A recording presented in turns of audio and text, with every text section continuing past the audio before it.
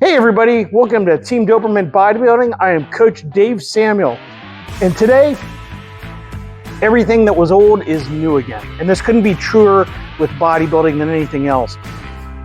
You'll see it on Instagram, you'll see it on YouTube. Everybody's coming up with these studies to support some new training protocol or technique.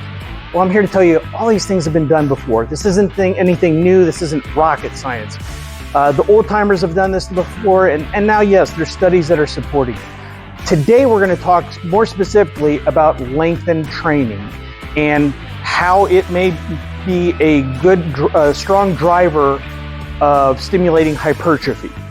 And I'm also going to explain why you can over-rely on these techniques and why you shouldn't. So please stay tuned and hope you enjoy.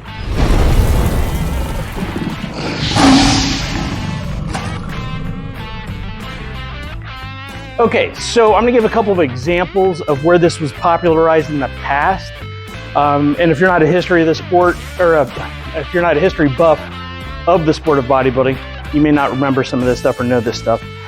So if you go way back, Vince Gironda, one of the trainers of a lot of the pros in the past, I think he trained Arnold and a lot of movie stars and everything, but Vince had the sissy squat, where you would hold an upright or something to balance yourself. You do a deep knee bend, keeping your upper body straight, and your toes would come up and you get a deep stretch on the quadricep. Vince also had an exercise called the perfect curl, which you would shift your body as you're curling and you'd put tension on the lower part of the bicep.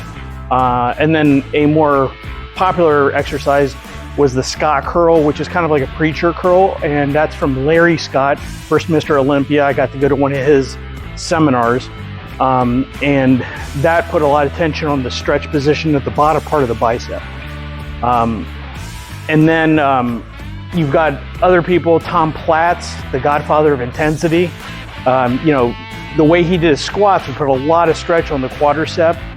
He did an Olympic bar squat with the heels elevated and knees would come out a lot further. He would also do what I'm going to demonstrate here, which is a hack squat, sissy squat. So you get into the hack squat machine like this, and see if you can see my knees here very well, but you get them down pretty far in the machine, and then you push your knees out. And what I would always do is, if I did these, increase the range of motion on each rep a little bit more, because you really want to warm the knees up on that movement. But here's the thing, there can be an overemphasis on this technique, and in this next segment I'm going to explain why. As I'm saying, we can over-rely on this. A lot of people are taking the lengthened training and running with it. They're saying only train in the stretch position, do every set this way, do just partials in that stretch position. I disagree with that, because we also want to maintain a good mind-muscle connection with the exercise. And if you do that, you will maximally stimulate the muscle.